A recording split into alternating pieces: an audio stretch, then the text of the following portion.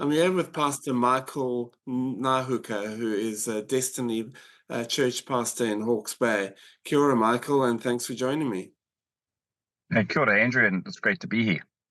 Now, we're chatting today because today is the first anniversary of Cyclone Gabriel, and you, as part of your church and the ManUp group, did play a role in the sort of recovery and restoration after the cyclone. Tell me your first when you first became aware that this was going to be quite a bad situation. Yeah, can't believe it's been a year already. Time flies, but I suppose I actually can recall the day. I woke up generally pretty early. I'm an early riser, 4 a.m., and normally pray and try and go to the gym. But this day, because they had the day before the government had given a orange, I think it was an orange warning or category, I decided to go online and I went on Facebook and I seen a friend, and he lives right in the middle of East Valley. And he was going live, and he was on the roof. This was around about 5 a.m. by that time, and the water was already up by the gutter under the eaves of his home. And when I seen that, I knew this was bad. And so that's when I became first aware of the reality of the situation. And what did you do? What did you do when you heard that? Well, when I seen it, because he was on his last sort of 9%, he was screaming out and crying out and, going live on Facebook. It was on Facebook. But when I seen that, my instincts kicked in. I kind of had my trailer half packed up, being a builder. Yeah. And so basically I woke my family up and just told everyone, like, hey, because where we are living, you wouldn't even have known there was a cyclone, apart from a bit of wind and the tree sort of fell down. I got my family together, got all of our stuff in the trailer, generator. I was sort of preparing for the worst, really. Tents, everything to go off grid for 2 weeks if we needed. And then just kept an eye out in that day. And I think not long after that, the power went out. And so there was the radio. I had my Makita radio and my batteries. So I had that tuned in. And then we just headed over to the evacuation centre, which was in Taradale, St. Joe's Multi-Girls College. Okay, and what did you do there? Well, when I got there, because you didn't know what to experience you didn't know what to expect on the day. Yeah. You just knew, man, okay, no power, there's no comms, no internet, just the radio, and even that was a bit skittish because thinking about it now, they're probably going through the same thing. And so we got there, and lo and behold, there was an easy 300 because they had their gym. There was maybe 500, but there was hundreds of elderly people had been evacuated to the place. There was no power, no comms, no one knew what was going on. And so I knew, from there on in, hey, this is bad situation.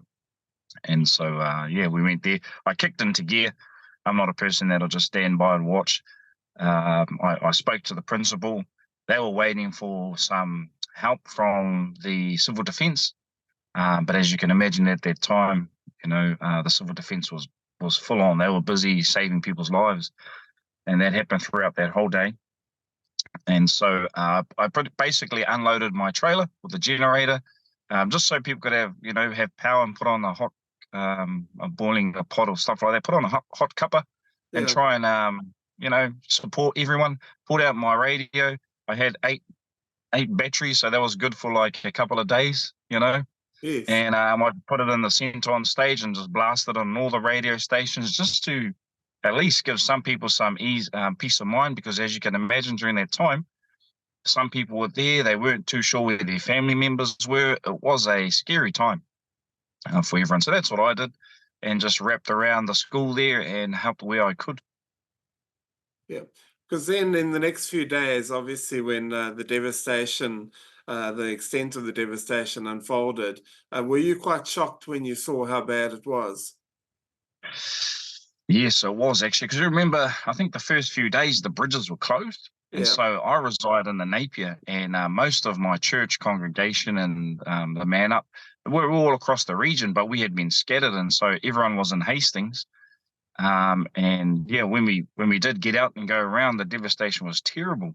But what I suppose, which was quite nostalgic, was that over in Hastings, it was just like a normal day, apart from a power outage.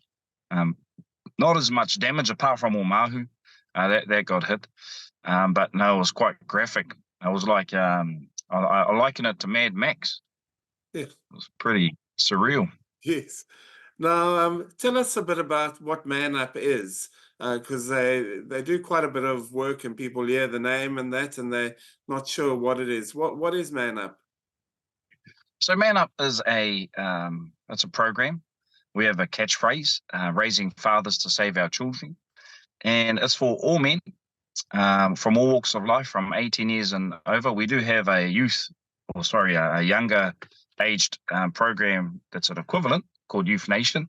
But we cover a whole raft of things, from drugs and alcohol abuse, substance abuse, domestic violence, mental health, to helping men get their manhood back, and helping them heal their relationships with their partners or their wives, and getting them into work.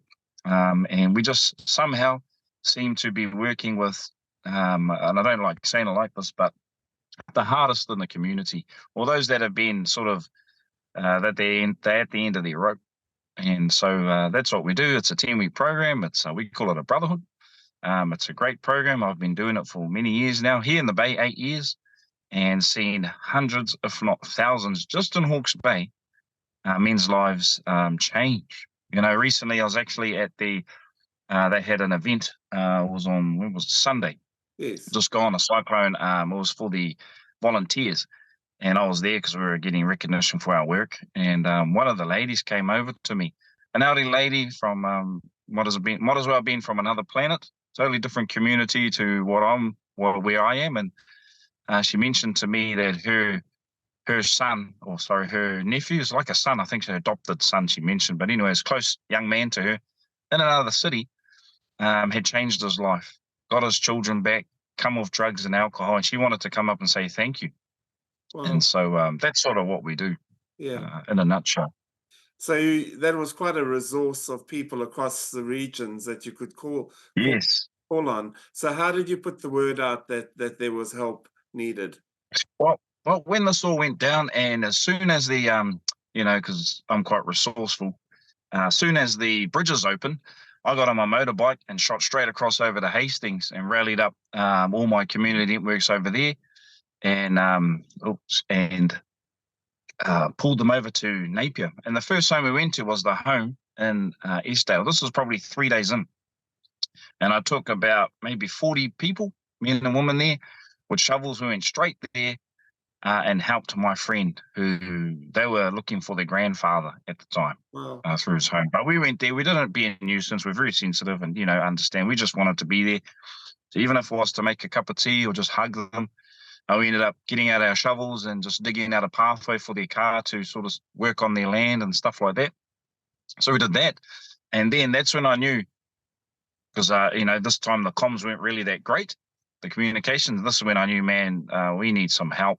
And so I made a call to Apostle Brian Tamaki, and I said, hey, I don't know what's getting portrayed out there, but we could use 100 men down here just to come down for, a couple of weeks or a week or weekend, and we can get out there and really help our community. So I put that, had a chat with him, and then he put the call out to the church if anyone could come down. And within the week, 400 people came. Wow. I was thinking 100 here we can look after.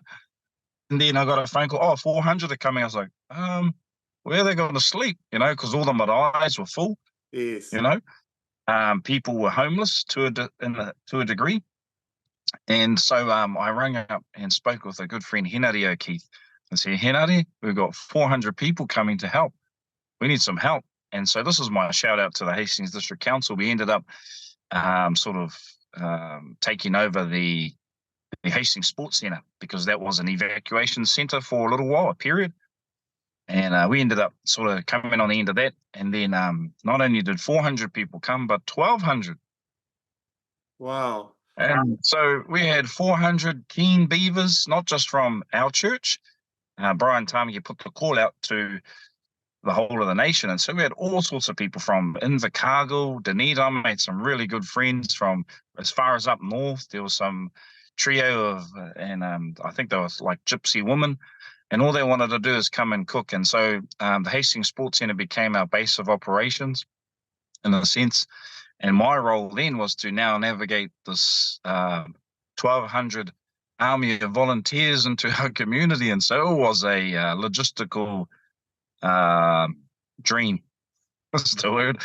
But what really came in handy is because I'm from here and my wife and family and community networks, we knew exactly where to send these groups of people. And so we had a whole bus we sent to Tangoil. They had 50 people on that bus, and then you had another 10 cars with them. They just went there with shovels, with whatever, with cup of teas, sent 100 people to Oahu, another 100 on Waiheke. So every day, there was a period of 2 weeks where these volunteers came down and sort of dedicated their life to helping us. And so it was my role to just navigate that. And we did some cool stuff. And this photo in the back here, this was the Pakowhai Hall. We ended up cleaning that out as well and getting that back to community use. And there's the guys there. So that's sort of what happened. Yeah. Now, over the years, Destiny Church and ManUp have had got a bit of a bad rap, in the media and various things and that. Do you think this went some way to show people what you're about? Oh, definitely. I don't think initially it wasn't when you see someone in the ditch, you help. That's what you do. That's the old sort of Kiwi way of life. I grew up like that. My grandparents, if there was someone that had a flat tire on the side of the road, even though my grandfather and, my mum or my uncles, we had all of us kids in the car, we'd stop and help, So that's all it was. But coming back to your question, yeah, I think it definitely helped. Many times in Hastings or Napier in the last year, if I've had my ManUp shirt on, someone might buy me a coffee and just say, thank you, you guys helped my auntie or my mum. And I've had strangers come up and hug me and cry. And so I don't know sometimes if it's a good thing or bad until they share, but I think it definitely has helped. And our church gets a lot of bad rap, but, in light of the cyclone, I like to think that that's turned around. Yeah, because why were you doing it? Were you doing it to recruit members, or were you doing it just because that's the Christian way of doing things? That's right. The latter. That's the Christian way. I don't even think it's a Christian way. I think it's just that's what you do. The Christian values are love your neighbor as you love yourself. But when someone's in need, especially in a cyclone, if you if you can't even just extend a hand of help, you really got to check your own heart. Yeah. What sort of person are you? So it was just purely love for my community. Now, what do you have to say to those people who suffered, and some are still suffering with properties that are absolutely ruined and that? What do you have to say to them? That's a good question, Andrew. Look, I was actually spending some time with someone the other day. They're still fighting things and going through things mentally, spiritually, and obviously financially and in their own situation. But my words would be this. Look, we're here. You're not alone. Be encouraged. There is a community that even if we may be strangers one day, we're still here for you. The other side of it as well would be this. Just continue. Keep going. Don't give up. It's not the end. I remember this saying. I forgot the saying, but it goes like this, along the lines of all things work together for your good. That's one of the sayings, but the other one is, trying to remember it now. Everything works out in the end, and if it isn't working out, it's not the end. That's the one. Yeah, that would be my and our prayers, love, and support are with you. Yeah. Michael Ngahuka, thank you so much for your time, and all the best for today and for the future. Thank you, Andrew. Bless you, and all the wonderful mahi you're doing. Hey, again, thank you for the opportunity. Thank you so much.